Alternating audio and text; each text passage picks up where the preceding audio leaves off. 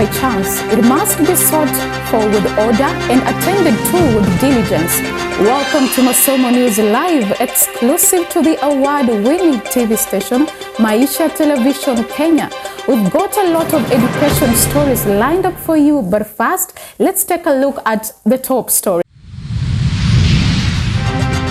I was shocked because I had been called to Kiambu Institute to do a diploma in nutrition and dietetics, and I had gotten an A-, so I was expecting to get selected to a nice university with a good course. Won't be marketable to my grade that I... Students accuse CUSPs for locking them out of varsities. I recently went to see a psychiatrist. Right now I am on antidepressant. Tameni president, usiwagei watu watuteze. Usiwaje wasingishi iharibike ionekane ni county ya majambazi. Details of each parent's arrears will be provided in next week meetings, which will be strictly for parents in the program. An actual list will be available. And in parents in Uasin Gishu protest in need for compensation of the money they contributed towards the Finland-Canada study program. We can fully fund 100%, close to 45,000 students from vulnerable families. That all of them in our universities. And I want to commit to the education. Less workload for pupils and students. Presidential Working Party on Education Reforms recommends.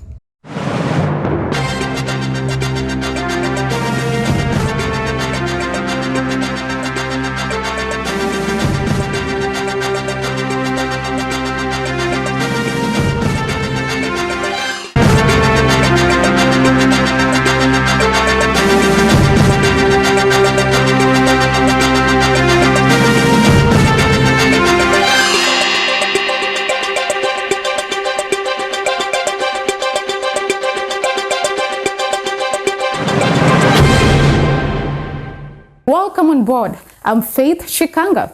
Now, to kick us off is a story about pupils and students in the CBC education chain will now have less workload following the recommendations of the Presidential Working Party on Education Reforms. The report has slashed the subject taught in junior school from 14 to 9, alongside the dropping of the name secondary from junior and senior levels of education for the basic level of education. William Juma tells us more. The implementation of the CBC system of education into the country, and especially the maiden transition into junior secondary school, has been fought with a myriad of challenges. From few and ill-prepared teachers to limited learning material and inadequate infrastructure, schools have struggled to implement learning at this level. We are 2 teachers teaching 14 subjects, so it's a lot of lessons. So we'd appreciate if the government hired more teachers. The Presidential Working Party on Education Reforms, which released its report Tuesday afternoon, is making far-reaching recommendations that seek to solve these challenges. The workload for both teachers and learners will now be lessened under the new structure of education, with subjects reduced at the primary school and junior school levels. Lower primary pupils will have 7 subjects from the current 9. Those in upper primary have their subject reduced from 12 to 18, while those in junior school will now undertake learning in 9 subjects, down from the current 14. Those in senior schools will be examined on a total of 7 subjects, mathematics and 1 of either English and Kiswahili being compulsory. We needed to sort out the pupil-teacher ratio, student-teacher ratio. We needed to sort out our TVETs. We needed to sort out the debts that were destroying our universities. I am very happy that we now have a credible plan on how we are going to deal with this. The The next secondary school has been dropped from junior and senior schools, with students transitioning from junior schools to senior schools that will no longer be categorized as present. The schools now known as National Extra County and Sub-County will be known as the Career Pathway Schools.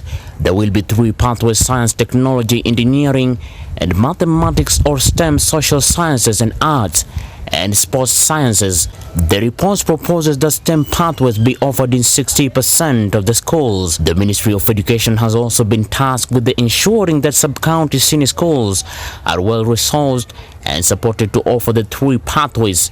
Before joining an institution of higher learning, senior school students will undertake a 3-month mandatory community service program with a further 9-month one. Once they graduate from tertiary institutions, a certificate of compliance issued after this will be required of them before they join the job market. The working group recommendations will ease the financial burden by limiting to 2 textbooks per subject, the number of books to be bought, as well as taking the Kenya National Examination Council to facilitate the printing of the assessment material, a course that has been passed on to parents and teachers. I want to commit to you that I will lead the team that will make sure that the recommendations are implemented. The quality assurance in the education sector moved from the Teacher Service Commission, where it is currently domiciled, to the Ministry of Education, which it is also tasked with ensuring the retolling of teachers to the CBC compliant.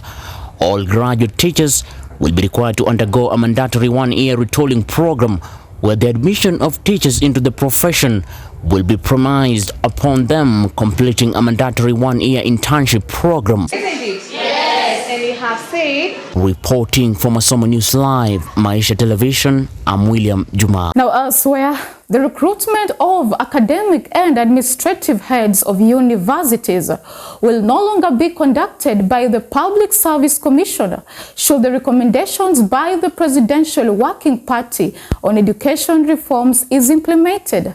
The Professor Raphael Munavu-led task force attributes the poor performance by many universities to the lack of credibility in the appointment process, which they say is often marred with ethnic considerations and political interferences, as opposed to the merit. Your Excellency also includes an implementation matrix, and it has time frames, and that to us is extremely important. When one is carrying out, especially the recommendations on amending laws, changing laws, developing other laws, and so on, I tell you, it is extremely important to be all-inclusive. And Parliament is so critical. It is time to make education accessible all the way to the highest level, to anyone regardless of background, more fulfilling for both learners and tutors, more accommodating of their psychological needs, less examination-oriented, and more aligned with the aptitudes and aspirations of learners, and capable of imparting essential values, including national values and principles of good governance. Now elsewhere, more than 500,000 candidates who qualified to join institutions of higher learning have not been placed in either universities or colleges through the CUSP system. The Kenya Universities and Colleges Central Placement Services says a majority of the students did not apply to join. Only 285,000 students will join either public and private universities and TVET through the government placement system. Education Cabinet Secretary Ezekiel Mashogun Monday our secondary schools launched a portal for the new funding model portal for higher education to benefit students joining universities, technical and vocational education training institutions, which is to launch the application portal for the new funding model for higher education in Kenya.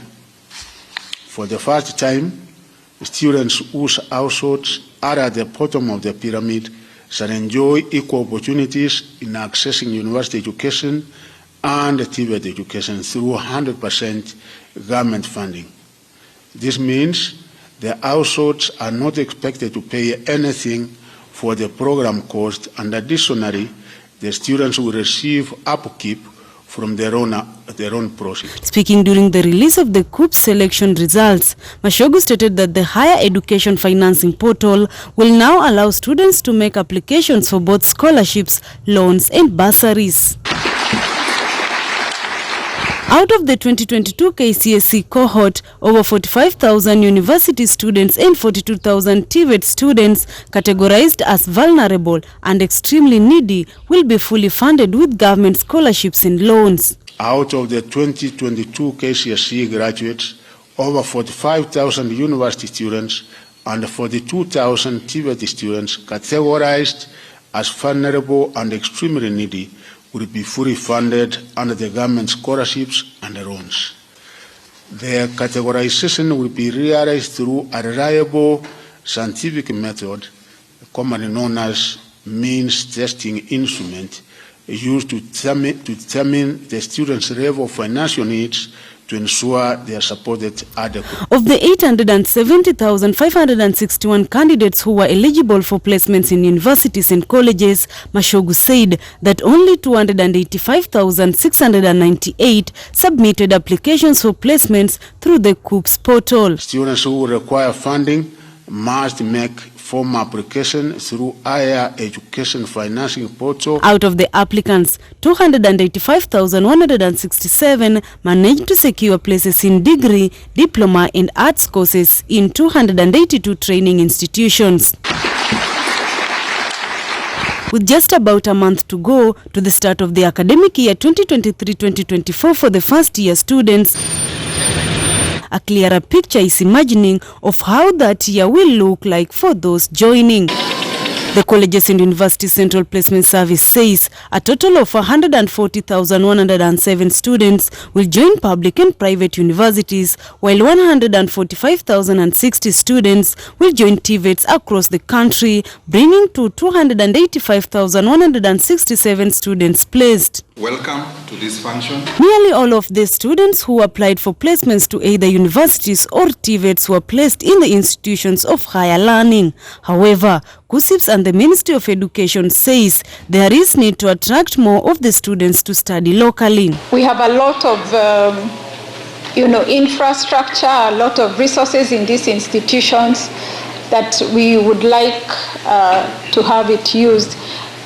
What was most worrying is that in some of these Ministry of Education TVET institutions, we actually recorded 0 in some institutions. We understand there are some that are still very young, but as young as they are, it becomes a concern when we have almost 3 or 4 institutions that no student showed interest at all. This year's applications takes place under the new funding model for higher education, a factor that is believed to have affected the number of applications and the choice of courses picked by students. Kenyans are interested in education. We are the ones to look at what our policies are that could be restrictive. Under the new model, funding has been moved from being university-centered to student and courses-centered. However, the government says it is still keen on making this level of education affordable for the needy. For the first time,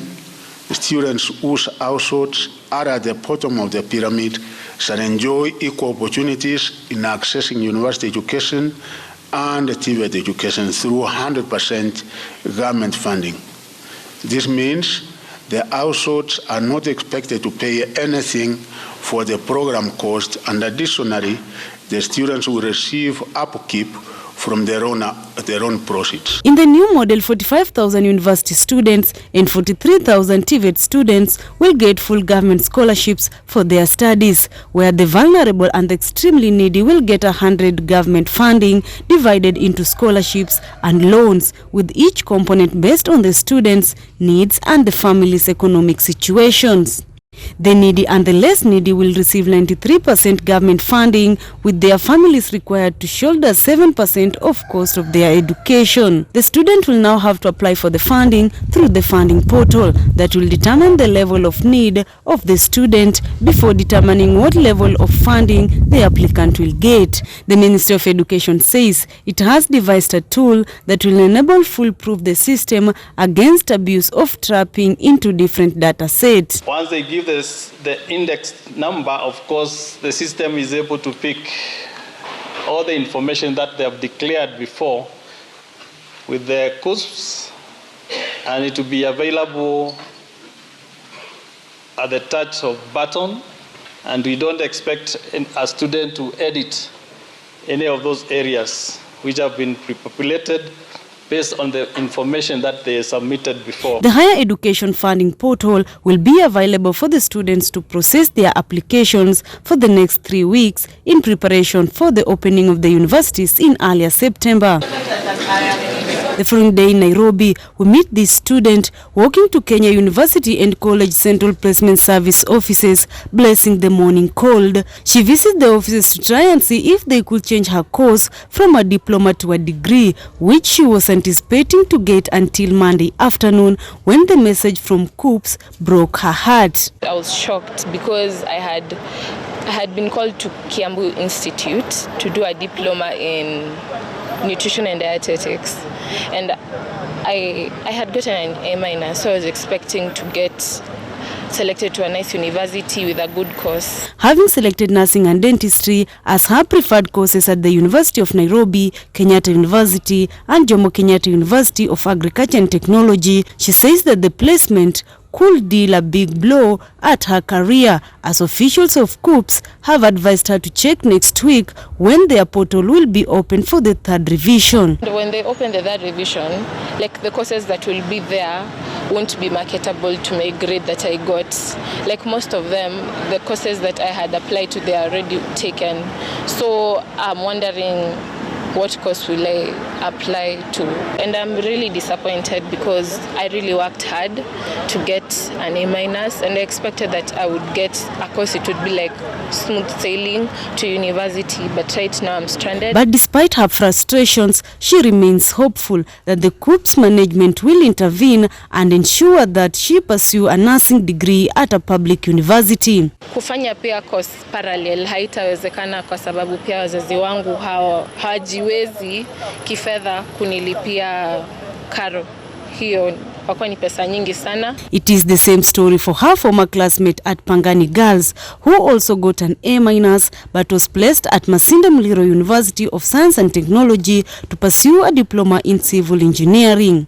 The Kenya Universities and Colleges Central Placement Services, which says 9,673 candidates who qualified for degree but chose to apply for TVET and was successfully placed, has clarified that the affected students have an opportunity to transfer to the preferred courses when they open the portal for transfer next week. For Masomo News Live, Maisha Television, my name is Mary Magdalene Nekesa. Away from that, the Kenya National Union of Teachers has shed light on the NSSF deductions that were made from teachers' salaries. The Secretary General of Kenya National Union of Teachers, Collins Oyu, showed how much the NSSF deductions worried him and also his worries on how they may impact salaries of teachers. In addition, Oyu said that the debate about deduction had been in the Kenya Parliament since the year 2003. However, it was also hindered by problem with energy. The worthful exercise of it has come with a lot of shocker because it is something that was not anticipated and the teachers were not aware about. So any other person who wants to take money from the teacher's salary before it is discussed and talked about and the teachers understand the essence of that deduction should stop it. So we are even asking the NSSF to stop deducting teachers' money without the teachers' consent to do the same. When you appeared before the head of state, he was able to understand the situation of our teachers. And that is why you were given that between 7 to 10% increment of your salary. And from where I sit and knowing the plans and the wishes of our president, I am certain that slowly, gradually, and surely you are bound to even earn more. Now let's move to Uasin Gishu County a bit. Parents in Uasin Gishu County defied a police order to stage a peaceful demonstration to continue mounting pressure on the county government to refund the money they contributed towards the Finland and Canada study program. The aggrieved parents and their children decided to go ahead with the demos despite the police refusal to grant them permissions. They have vowed to return next week with another round of demonstrations. County hii ni county ya president. Pia wakatuambia devolution conference inakuja, na kwa hivyo pengine hatutaruhusu nyinyi mfanye hiyo maandamano. Na ya mwisho tukaambiwa you will be mistaken. Watafikiria nyinyi ni Azimio. So my dad is paying for a loan and my mom is also paying for a loan. So it has affected his health. It has also affected my mental health. I recently went to see a psychiatrist. Right now I am on antidepressant. Na appeal kwa president, sababu mimi naishi karibu na president sana. Sukoi. Jameni president, tuachie watu watuteze. Usiwache wasingishi iharibike ionekane ni county ya majambazi. Details of each parent's arrears will be provided in next week meetings, which will be strictly for parents in the program. An actual list will be available and invites for the meeting will be sent accordingly. It's a kind of a pyramid scheme, and the idea was collect money from parents, release the first cohort to go, get money from other parents, use for other purposes. When you get money from others, release the next cohorts. But now when the whole thing turned out to be a scam, actually a real fraud, then no parents willing to pay. Now over to some very sad news. The expected burial for the late John Wesonga turned chaotic on Thursday evening after the body was received at his Matungu home. The three families affiliated with the late second national vice chairperson at NAT were embroiled in bitter wars over which home to lay the teacher to rest. On Friday morning, several members converged and laid to rest the deceased at his home in Matungu, Kakamega. However, for the rest of the day, seats and tents remained empty as the Matungu SDA primary school where the service was to be held. Wesonga also served as the director of Kakamega County Water and Sanitation Company. The late Wesonga succumbed to colon cancer on July 6, 2023. Na sisi kama wajane hatukupewa nafasi ya kuomboleza. Mimi kama mjane wa kwanza sikupewa nafasi ya kuomboleza. Tulikuwa tunatarajia kwamba tutapewa nafasi tuomboleze bwana yetu, akuje kwa maboma zetu, hakukanyaga kwa boma lake, alipitishiwa njiani. Ilisemekana kwamba branch officials waliona kwamba John hapa ancestral home, nyumba yenye iko hapo ni mbaya sana na mtu kama huyu haezi sikwa hapo. Kwa hivyo tumehuzunika sana na tunataka tupate right yetu. Nila kusangasha ile John ambao pali walisika, ule mwanamke alisika bwana mwingine ndipo akaoleka kwa John. Katika kimila yetu, katika kimila yetu haswa sana Waluya. Haiwezekani. Inawezekana. Haiwezekani. Mwili umezikwa kama hatujui asubuhi mapema sana. Mtu wa miaka 57 tulikuwa tunatarajia kwamba atazikwa kama jua limewaka. Atazikwa kama watu wanamuona. Hawezi akazikwa kwa compound yenye imelindwa na maaskari na hakuna mtu mwingine yoyote wa familia ama clan mwenye anahudhuria hiyo matanga. Baba yetu alizikwa saa 2 asubuhi without our consent. We didn't even know our father is being buried. Na wakati tumeambiwa hizi rumors, nikajitolea kama mkubwa, nikachukua anti yangu mmoja, twende na yeye, twende tuangalie. Kufika kwa gate tukapata askari ni wengi sana. Tumefukuzwa na tumefungiwa nje. What is the interest of OU having our father's identity card, forging a false burial permit, and now holding on to our father's documents, title deeds, and all our father's properties? That's one. Even khakis, even the car that my father was driving, it has not been seen here all through during this burial. Now elsewhere, Kenya is now on trial over academic integrity as more foreign countries flag cases of certificates forgery. The Ethics and Anti-Corruption Commission is warning that those found culpable will face the full wrath of the law. It has also emerged that billions of stolen taxpayers' money has been stashed in offshore accounts, with efforts to repatriate the money hitting a wall due to the lack of cooperation from the countries. It's a time bomb in this country. There are so many fake documents. We are investigating people who have worked for even 8 years with fake documents. We are making recommendations for them to be charged, and we are also recovering the funds that they have received. This is a very serious issue. It is an issue that has affected all institutions, including even private, that people are actually faking or forging certificates to get employment. It is widespread. There is no sector which has been spared. These islands are a problem for the whole world, and it's almost difficult to change their way of living, because their economy depends on this money.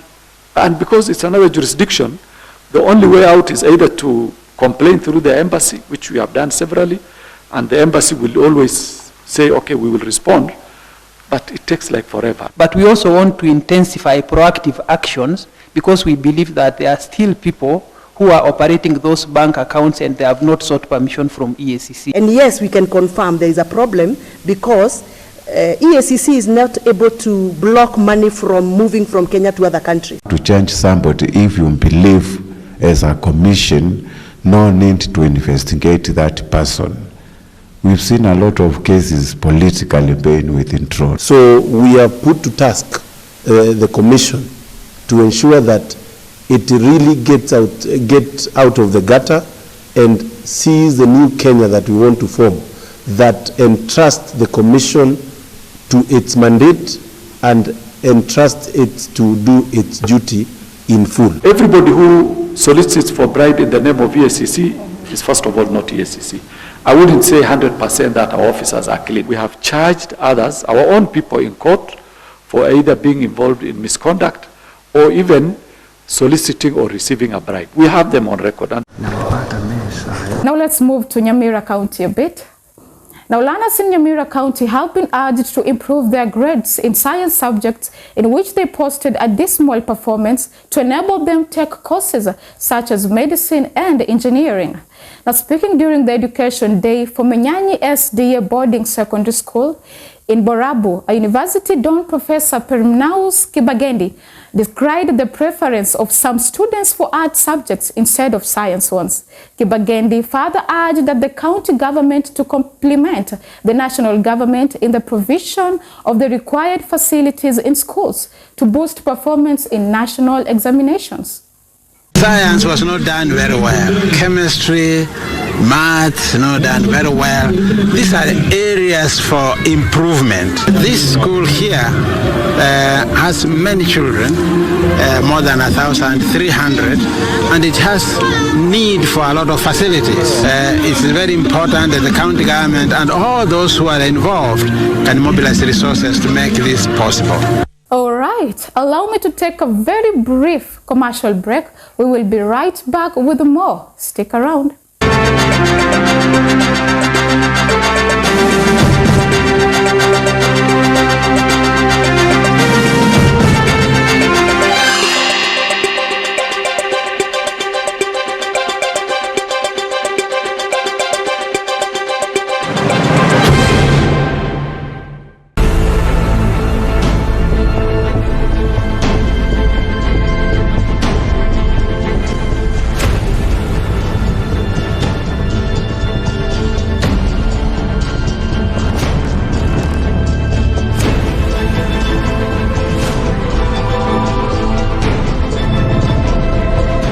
Where when we introduce this going to school and all that stuff, even the female child is supposed to go to school, and when she goes to school, she's going to be taught about leadership.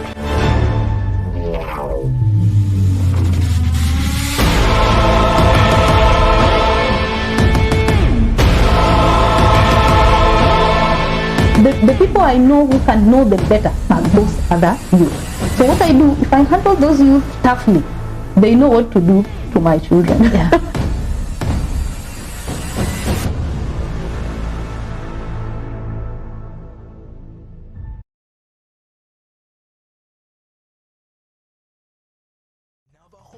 Technical and Vocational College in Navajo Sub-County of Kakamega County is a center of excellence in building and civil engineering. The college management is happy to announce that January 2022 intake is ongoing for holders of both KCPE and KCSE for artisans, certificate and diploma courses in building technology, civil engineering, land survey, plumbing, carpentry and joinery, welding and fabrication, water engineering, ICT, resource management, social work, supply and chain management, general agriculture, and many more. We are registered by the Ministry of Education as a TVET institution and an examination center for NEC and CASNEB examinations that boasts of coveted learning activities, facilities sitting on a 5.5-acre land purchased by NGCDF Navajo constituency at par with national standard. I am the principal of Navajo Technical and Vocational College, situated in Navajo constituency. We opened the doors for the students in January 2020. We have 4 departments which we offer. It is in fact a center of excellence in the building and civil engineering. So we have a building and civil engineering department, we have ICT department, we have new departments which are now becoming business department and agriculture department. So we have courses in such.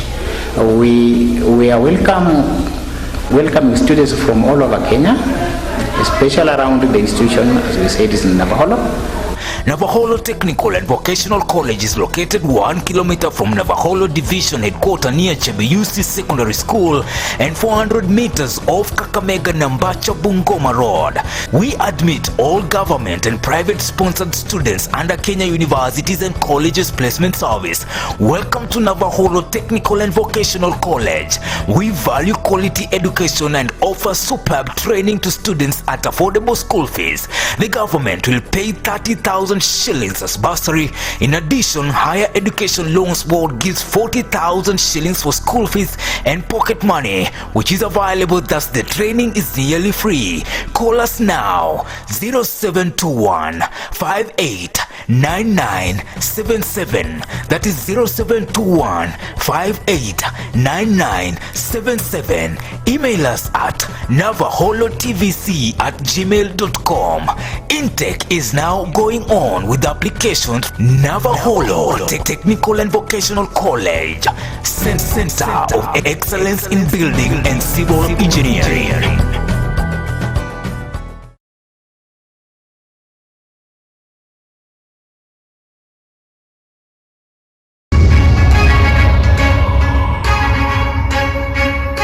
What is your power?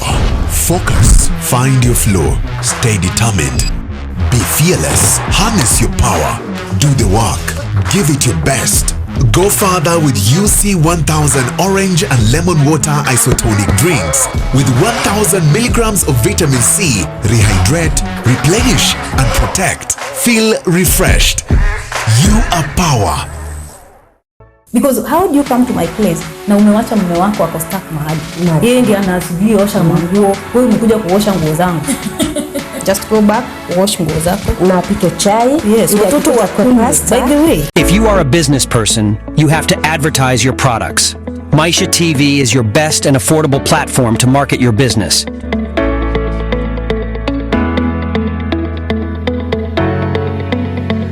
We have over 50,000 Facebook likes, 1 million viewers watching us, daily news, highly visited website. And so if you advertise with us, we simply put your products or services to over 2 million people across all our platforms. Let's do the marketing and you get your money.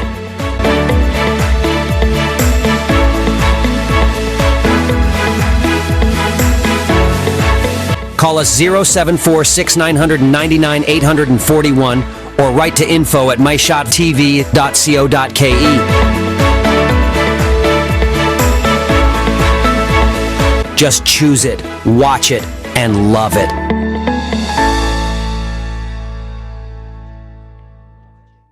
It's easy to just cover the news. What we're doing is hard. Creating a morning news experience that's prepared to prepare you for anything, where curiosity meets context and investigations lead to impact. Finding meaningful stories takes more drive. Getting to the truth takes more determination. Finding real solutions takes more understanding. It's not easy, but we wouldn't have it any other way. Finding real solutions takes more understanding.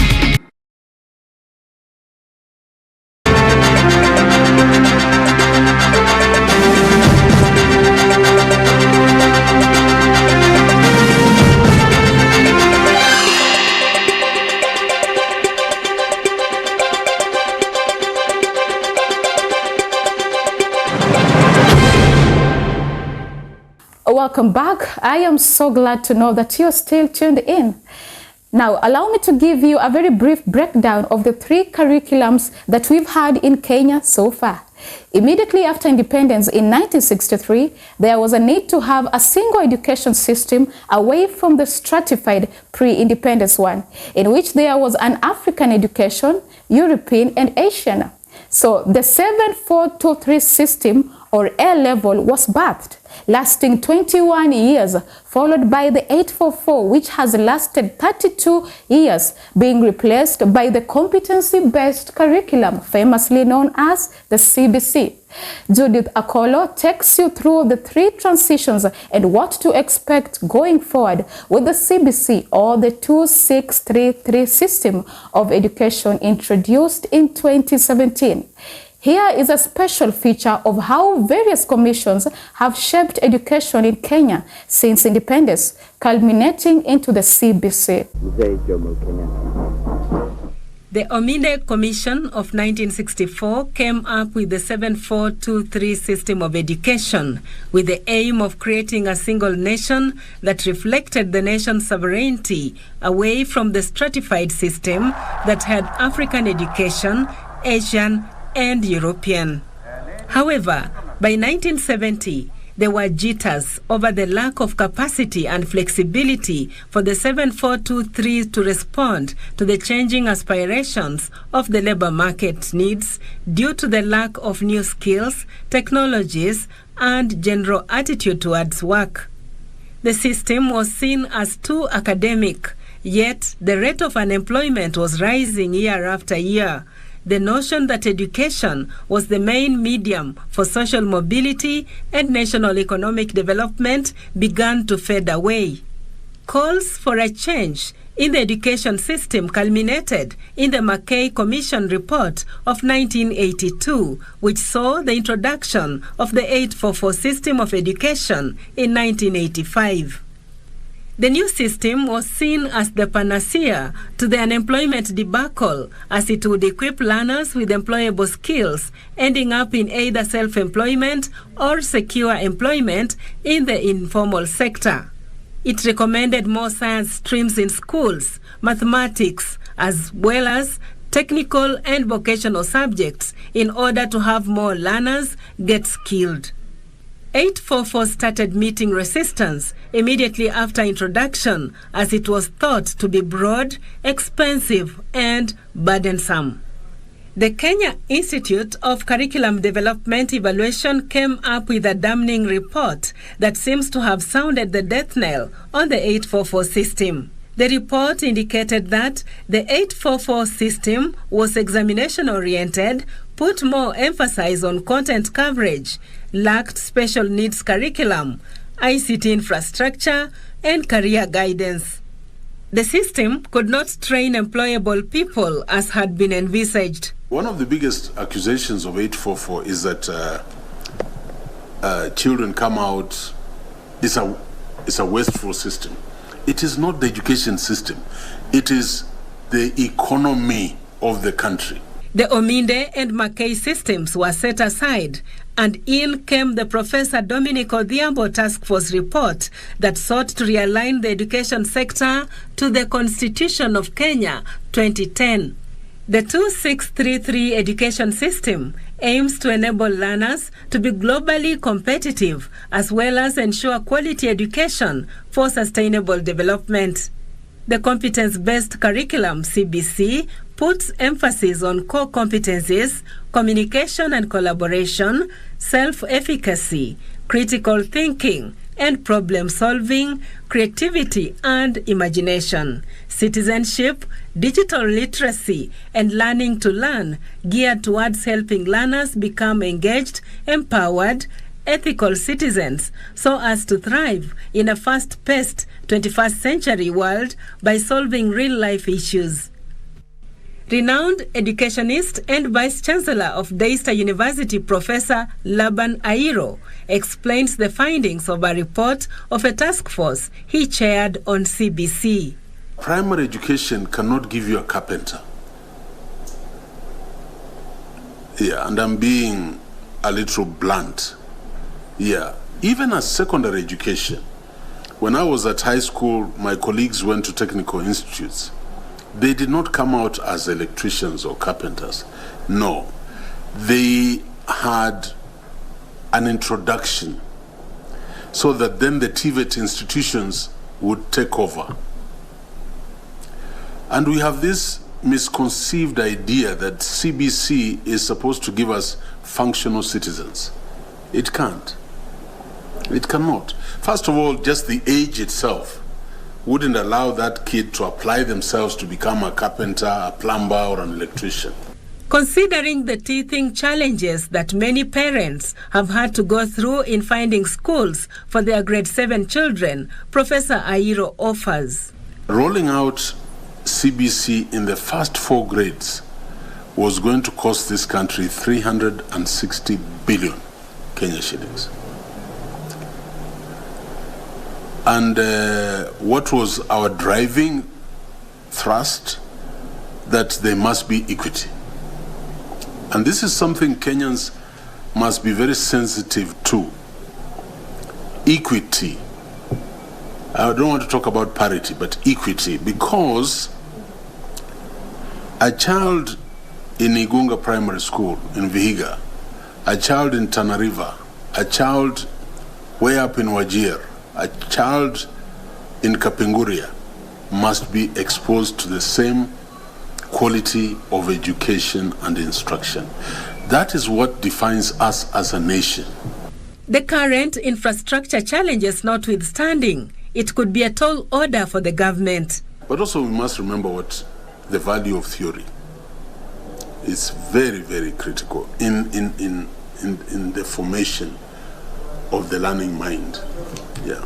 The quest for a suitable education system for Kenya remains elusive, yet education is an insurance for social mobility and a reservoir of knowledge and human resource. Teachers were not trained in CBC. These kids are amorphous. They are neither CBC nor 844. But the teachers just taught these kids just the way they taught 844. I don't think these kids are more practical oriented than the other kids who are in class 8 today. They're not. So it's possible and reinforcing things. Which way, Kenya? Now, away from CBC, the public primary and secondary schools may close earlier for the second term. According to the principals and head teachers, schools are scheduled to close on August 12, 2023, by the Ministry of Education school calendar. But according to the school administrators, this won't be possible if the government doesn't distribute all of the capitation funds.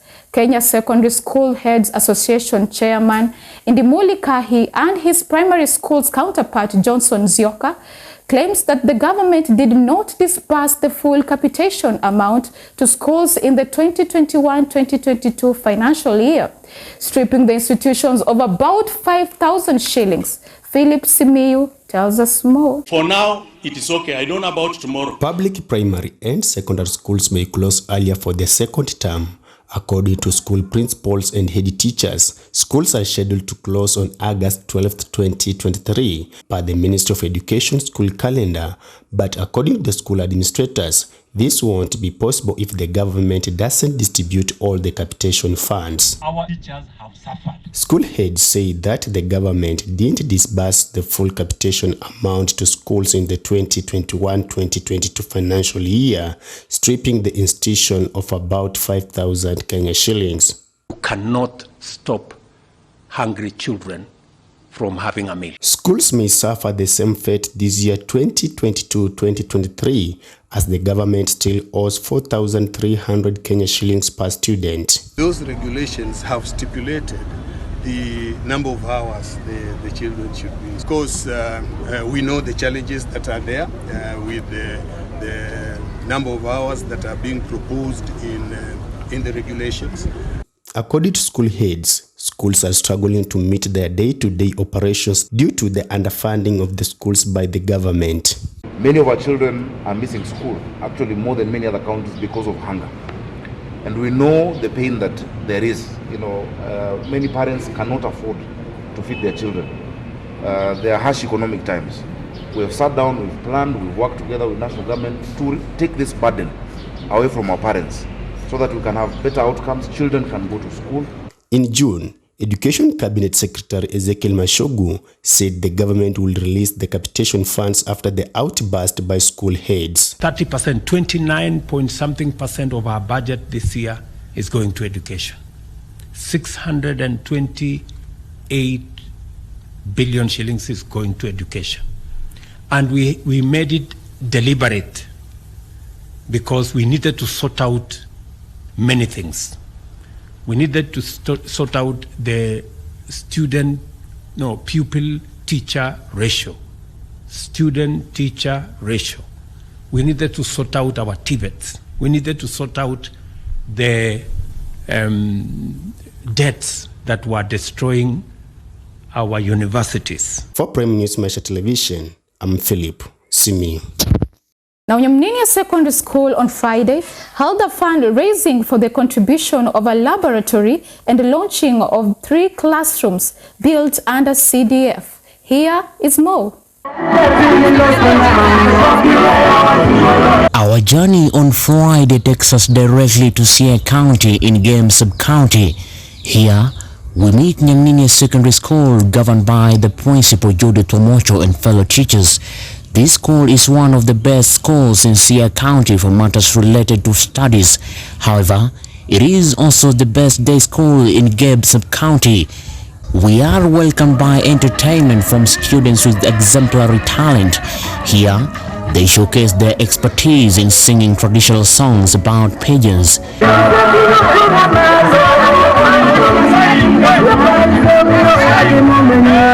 Being an occasion prepared to raise money for the construction of a laboratory and the launch of 3 classrooms built under the funding of CDF Game constituency, led by the Member of Parliament Elisha Odhiambo. The event was officially opened by the Member of Parliament, who welcomed all the stakeholders who attended, including principals from the neighboring schools, that is St. Mary's High School, Sawagongo Boys High School, Nyawara and Sinaga High Schools, who also go to give their contribution against the construction of the laboratory. We have brought 10,000 Kenya shillings. We are still expecting more to come. And on behalf of Nyawara girls, I brought 5,000 Kenya shillings. Thank you. Total from the alumni is 23,130. And this is just to remind you that some of us are still in colleges, university, percentage kidogo ndio imeanza ku hustle, but we have tried our best. Thank you very much, alumni wenzangu. A representative of the Member of County Assembly of the area seemed to welcome the honored guest, who had also been in the front line to strengthen the education sector in the school. And one other thing is that the big girl is a very good supporter when we do our functions. And that's why we are spoken here. We are not just here, we are here because she's also a builder. Kwa hivyo mbona tumesimama hapa hata yeye hujenga. Kwa hivyo tumekuja kujenga kwa sababu yeye hujenga. na jambo lingine tunajua kwamba kazi nzuri inatendeka mahali hapa. Kwa hivyo tumekuja kusimama na kazi nzuri ili iendelee. The Member of Parliament of the constituency did not hesitate to praise the construction of the classes he inaugurated, admitting that this is one of way to strengthen the infrastructure in the school and also to strengthen the education sector. In a live interview with Maisha Television, the Member of Parliament admitted that he intends to strengthen the growth of Gem constituency by ensuring that access to water does not become a challenge for the residents. I've joined the students and parents of Jamninia to celebrate the efforts of the teachers and the performance of our students, and also inaugurate the opening of one classroom that was sponsored by CDF at a value of 1.2 million. We have done many things for this school. One of them listed is a bus that we bought without the parents contributing anything.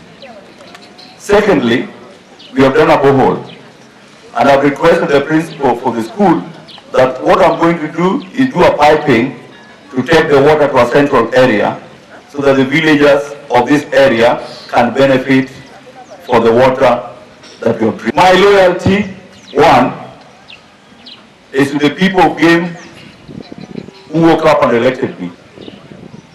And what I'm doing for me is to ensure that development gets to each village and in each area so that they can feel the impact of the leadership of Elisha Ochimudiam. He also encouraged the students to work hard in their studies. So I will encourage you, ensure that you work hard, ensure you get good grades. Remember that in this world that we live in, the world does not reward effort. The world rewards results. So it's your results that finally determines who you become in this country. The principal of the school, Judith Omocho, also did not hesitate to thank all those who attended the event and all those who collaborated with her in raising money that will be used to build the laboratory she hopes to build. Mheshimiwa, your office has sponsored quite a number of students of Yamnia in terms of bursaries. Our fee is about 11,000 in a year, but by your supporting with about 5,000, it has helped to ease the burden of the parents. And most of our students are from very humble and needy families. Thank you, Mheshimiwa, for keeping them in school. The principal is known for implementing many improvements in the school in a short period of time, while getting great support from the leaders and parents of the students in the school. This is clearly evident even in Divisi Girls High School, where she also served as a principal before being posted to Nyamninia Secondary School. It should be remembered that she is the unique principal among all the principals in the school who managed to launch a bus in the school. Mheshimiwa, you gave us a brand new bus. We always talk about the same. These parents did not pay anything towards that bus. We are forever grateful. Mheshimiwa, you have given us a classroom. We are so happy. As much as we need more classrooms, but at least it has now reduced. Mheshimiwa, your office has given us a borehole. They have just drilled a borehole. We have had a problem of water in this school. We are very grateful that you have come to our aid. You cannot connect the dots looking forward. But one day when you look backward, you will connect the dots. When you look at your history, you will connect the dots why you went to school in Yamninia. My life is a story of connection of dots. Many thanks for making the event a success, and from Maisha Television, we wish you all the best. Reporting for Maisha Prime, Maisha Television, I'm William Juma. Now I know you love it, well so do I. Time for our lens of education.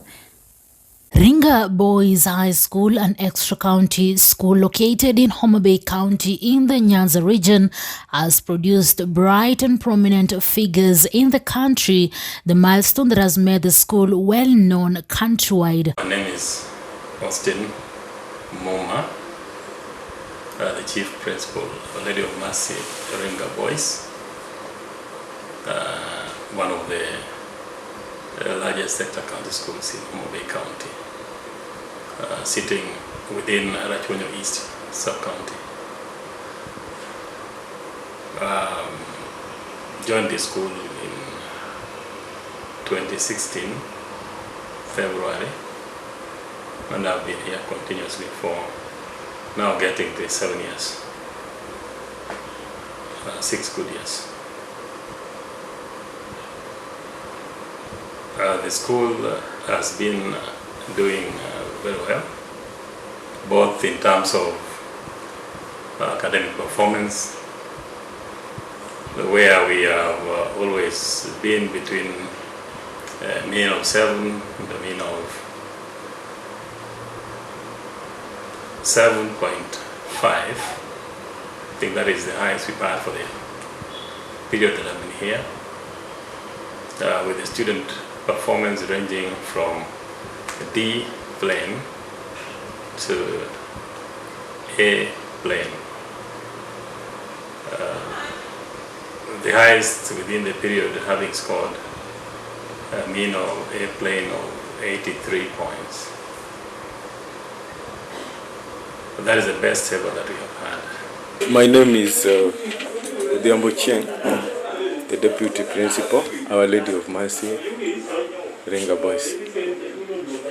Now, I started my schooling back in Siaya, Alego, in a primary school called Mahero Primary School. Then I joined Jamhuri High School in Nairobi, from where I joined Egerton University in 1997. That is after doing my KCSE in 1995. Back then, people would take 2 years before joining university. Then I graduated from Egerton University in the year 2002. Then I started working as a teacher in Ringa Boys High School, where I am currently in the year 2006. Since then, I've risen in ranks from the Director of Studies, that is from 2007 to 2015. Then I became Senior Master up to Senior Master in that 2017, and then 2018 I was appointed internal as the Deputy Principal. So from then I've been a Deputy Principal up to now. So my teaching experience is spanning 17 years, but in the same station.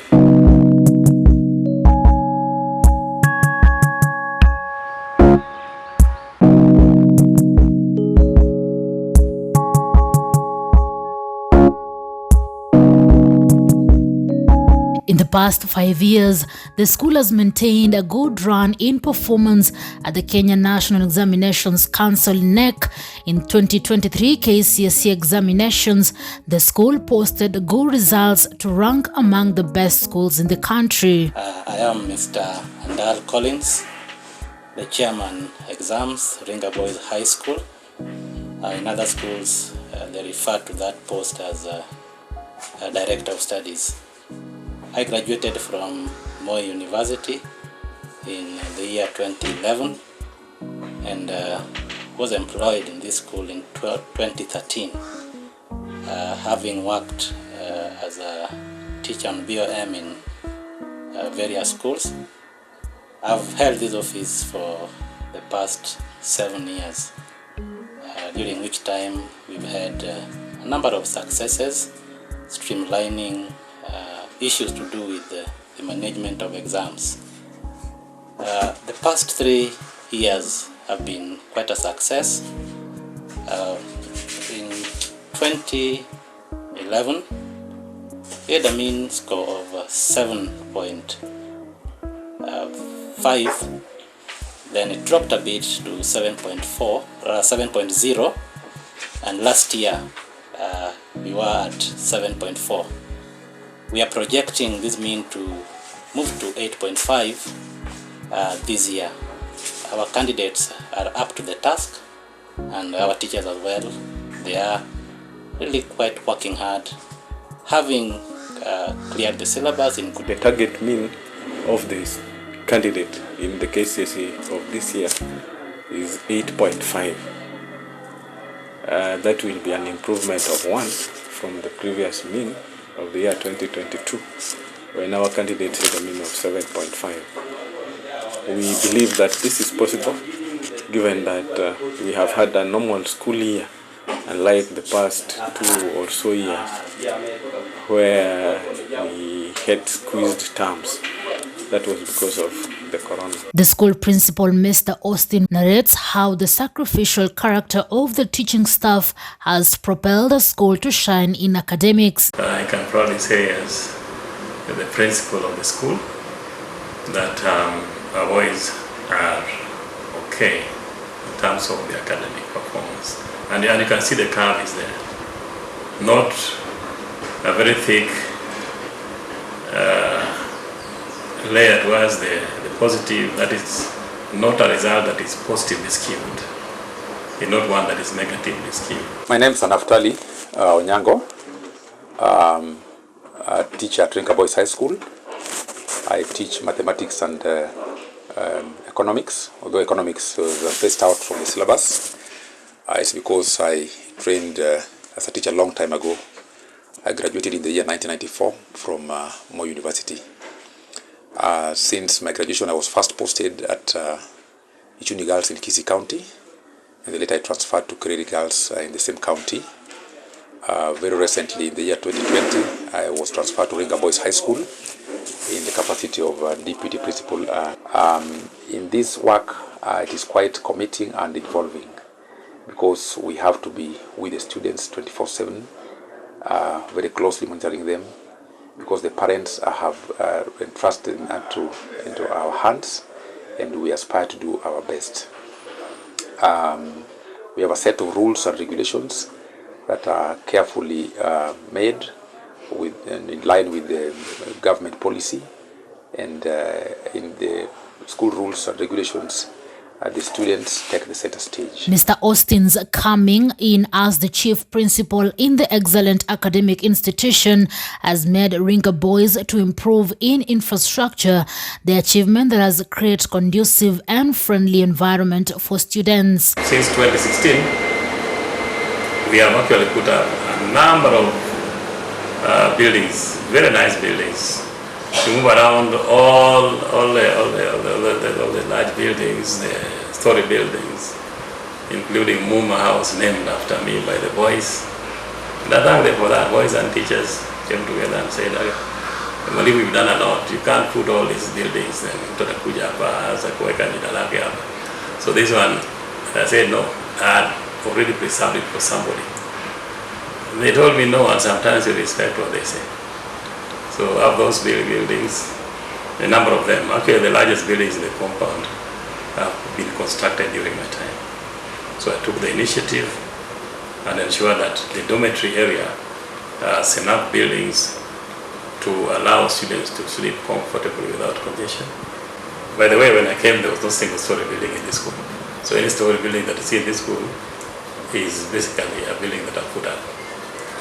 We also put up the sanatorium to take care of our sick students who may not really need to go back to the hostel and do not need to be nursed in the dormitory area, because we put the dormitory area out of bounds during the day. So we have the sanatorium there. We have the JSS group, which we have named after Professor Valoa, because in my opinion he is the father of CBC. So much as we are not hosting CBC, that was the initiative then, it was meant to host CBC class or junior secondary class. So we have named that school as after Professor Masomo. At least may God rest his soul in peace. But we'll remember him. That's why we want to immortalize him by naming him after that building after him. I'm Kingsley Odhiambo. I'm in Form 4 leader, Ringa Boys High School. Yeah, my mentor is our principal. Reason being, he's a no corrupt man. Yeah, he's really straightforward. And after Form 4, I would like to join politics. Yeah. And what I like about our school, we support, they support culture. Yeah, they do favor those who can play football and any other activities. Like 2018, our school team made it to the national levels, and we are proud of that. And last year also, our hockey team made it to the regionals. And next year, we hope that our football team will again make it to the national. The school is a powerhouse in sporting activities, music, and ball games, taking the front position. My name is Juan Martin. I'm the head of games. I'm also a teacher. I teach maths and chemistry for the last few years, particularly in football, volleyball, and hockey. In football, in 2018, we even managed to go to the nationals. After which, due to some internal policies, we have not been doing so well. But so far now, we have changed those policies, and I think next year we are going to go back to the regionals. We had a play and a narrative at the national stage in Mombasa. And we believe that we can only now want to win as opposed to just getting there. Next year, we are looking forward to reaching the podium, number 1, 2, 3, any of those positions, because we believe we have the resources, we have the right students, we have the right trainers for such activities. In music, this year we will be in Nyeri, Dida and Kimathi. That points to the fact that it is going to the national is not just something that we struggle to do.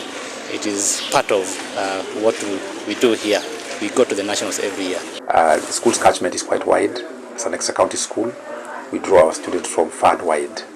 We have students from as far as Malindi and Kilifi and as far as Moyale. And that gives our students an opportunity to interact and experience the diverse culture of Kenya. Also, at the same time, training them on patriotism and national integration. As they interact with students from across diverse cultures, our students learn to be accommodative and also appreciate the diversity of Kenya. And as they come out of this school, they come out as good citizens. It has been very exciting working in the office of the Deputy Administration, and especially in charge of discipline, because I've had an opportunity to interact with the students closely, even as they open up on the issues that challenge them. The beauty of it all is that as we see them grow, even amidst committing mistakes, it's not because they're bad, but because it's part and parcel of growing up, and they appreciate the support we give. For Maisha Prime, Maisha Television, I'm Rita Kering Chebet.